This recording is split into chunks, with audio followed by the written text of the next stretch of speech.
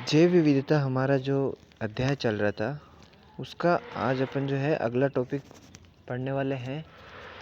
पिछले टॉपिक तक हमने जो जैव विविधता के अर्थ के बारे में, जैव विविधता के महत्व के बारे में और जैव विविधता के प्रकारों के बारे में जो है पढ़ लिया था। आज जो इस वीडियो के अंतर्गत हम पढ़ेंगे बच्चों, संकट उत्पन्न होने वाली प्रजातियाँ, यानी कि वर्तमान में पृथ्वी पर वे प्रजातियाँ जिन पर संकट खड़ा हो चुका है उन सभी के बारे में जो है अपन अध्ययन करेंगे। तो इसमें वे सभी प्रजातियां सम्मिलित है जिनके विलुप्त हो जाने का खतरा है। International union for the conservation of nature and natural resources यानी कि IUCN के अकॉर्डिंग जो है बात करें तो संकट उत्पन्न होने वाली प्रजातियां जो है विश्व की संकटापन्न प्रजातियों के बारे में रेड लिस्ट की सूची ये जारी करता है और वो सारी तैयारी करता है कि कौन कौन सी प्रजातियां हैं जिन पे संकट उत्पन्न हो चुका है, विलुप्त होने के कगार पे है। ये सारा काम इस संस्था का होता है। पहले आती है सुभेद प्रजातियां। इसमें वे प्रजातियां सम्मिलित है जिन्हें यदि संरक्षित नहीं किया गया या उनके विलुप्त होने में सहयोगी कारक यदि जारी रहे तो आने वाले भविष्य में उनके विलुप्त होने का खतरा है। इनकी संख्या अत्यधिक हो जाने के कारण इनका जीवित रहना सुनिश्चित नहीं है, यानी आवश्यकता से ज़्यादा इनका संख्या का हो जाना भी जो है इन फ्यूचर इनके लिए जो है प्रॉब्लम क्रिएट हो सकती है। फिर है दुर्लभ प्रजातियाँ, रेयर स्पेसिस, यानी कि बहुत ज़्यादा कम मात्रा में जो पाई जाती है जीव, उनके बारे में। संसार में इन प्रजातियों की संख्या बहुत कम है। ये प्रजातियाँ कुछ स्थानों तक सीमित है या बड़े क्षेत्रों में विरल रूप से बिखरी हुई है। तो ये संकट उत्पन्न होने वाली प्रजातियाँ जो है दो प्रकार की, एक पहली तो वो सुभेद यानी कि जो आवश्यकता से अधिक संख्या में है और दूसरी दुर्लभ जो बहुत कम संख्या में है। तो दोनों पर ही खतरा है, एक पर आवश्यकता से अधिक उनका संख्या का होना भी उनके लिए खतरा का निशान है और एक आवश्यकता से कम पाया जाना भी खतरे का निशान है। अभी लगातार हो रही हानि, जैव विविधता की हानि को अपन किस प्रकार कम कर सकते हैं देखते हैं। जैव विविधता का संरक्षण, कंजर्वेशन ऑफ बायोडाइवर्सिटी। मानव के अस्तित्व के लिए जैव विविधता जो है अति आवश्यक है। जीवन का हर रूप एक दूसरे पर इतना निर्भर है कि किसी एक प्रजाति पर संकट आने से दूसरे में असंतुलन की स्थिति पैदा हो जाती है। यदि पौधे और प्राणियों की प्रजातियां संकट होती है तो इसमें पर्यावरण में गिरावट उत्पन्न होगी और अंतों यानी अंत में मनुष्य अपना अस्तित्व भी खतरे में गिरा सकता है। यानी कि अगर इन प्रजातियों पे खतरा उत्पन्न हुआ तो आने वाले टाइम में जो है मनुष्य के ऊपर भी जो है खतरा उत्पन्न हो सकता है। तो ये बहुत बड़ी चुनौती मनुष्य के लिए जो है बनकर सामने आ रही है। आज यह अति अनिवार्य है कि मनुष्य को पर्यावरण मैत्री संबंध पद्धतियों के प्रति जागरूक किया जाए।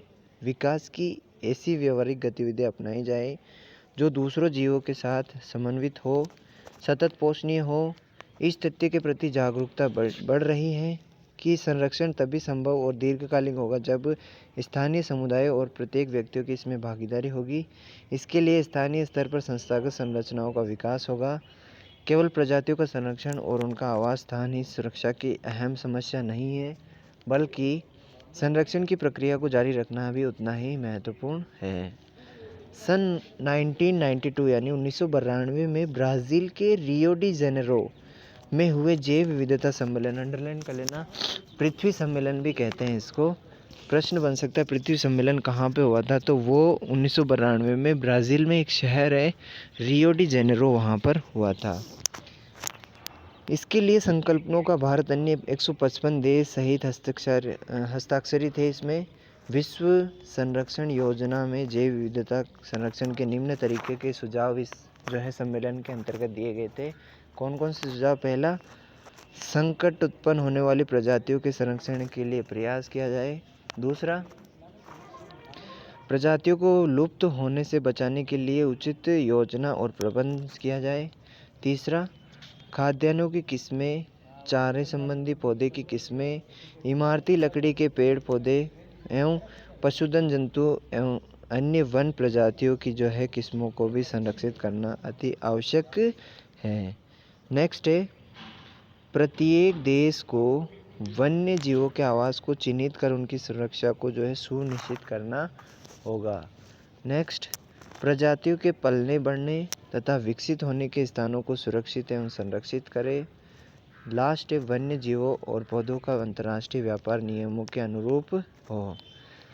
भारत सरकार ने जो है प्राकृतिक सीमाओं के भीतर विभिन्न प्रकार की प्रजातियों को संरक्षित करने और सुरक्षित करने के लिए वन्य जीव सुरक्षा अधिनियम, अंडरलाइन करना, भारत में वन्य जीव सुरक्षा अधिनियम 1972 में जो बना था, वाइल्ड लाइफ प्रोटेक्शन एक्ट 1972, जिसके अंतर्गत नेशनल पार्क्स, पशु विहार स्थापित किए गए हैं तथा जीवमंडल आरक्षित क्षेत्र घोषित किए गए हैं।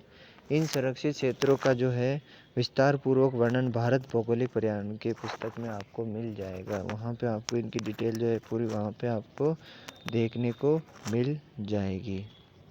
वह देश जो संपूर्ण मतलब पूर्ण रूप से उष्णकटिबंधीय क्षेत्र के स्थित है, उन्हें उसमें संसार की सर्वाधिक प्रजातियां और महाविविधता केंद्र कहा जाता है।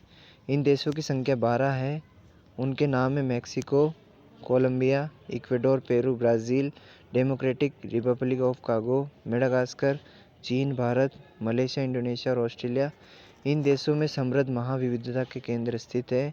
ऐसे क्षेत्र जो अधिक संकट में हैं, उनके संसाधनों को उपलब्ध करवाने के लिए अंतर्राष्ट्रीय संरक्षण संघ यानी IUCN जो है स्थापित किया गया। उन्होंने वहाँ पे जैव विविधता के हॉटस्पॉट तैयार किए हैं। उनकी वनस्पति के आधार पे परिभाषित किए गए हैं। पादप वहाँ पे महत्वपूर्ण होते हैं क्योंकि ये किसी भी जो है पारिस्थितिकी तंत्र की प्राकृतिक उत्पादकता को निर्धारित करते हैं और साथ ही साथ यह भी देखते हैं कि हॉटस्पॉट में रहने वाले जो प्रजाति हैं उनके भोजन, उनके जलाने और उनके वहाँ के जो है लकड़ी कृषि और इमारती लकड़ी पाए जाने वाले समृद्धों से निर्भर है। उदाहरण के लिए अपन बात करें, मेडागास्कर का जो द्वीप है वहाँ पे कुल पौधे और जीवों की संख्या 85% है। संसार में अन्यत्र कहीं पे भी ऐसा नहीं है। हॉटस्पॉट क्षेत्रों की ओर बात करें तो जो समृद्ध देश है वहाँ पे कुछ अन्य प्रकार की समस्याएं हैं।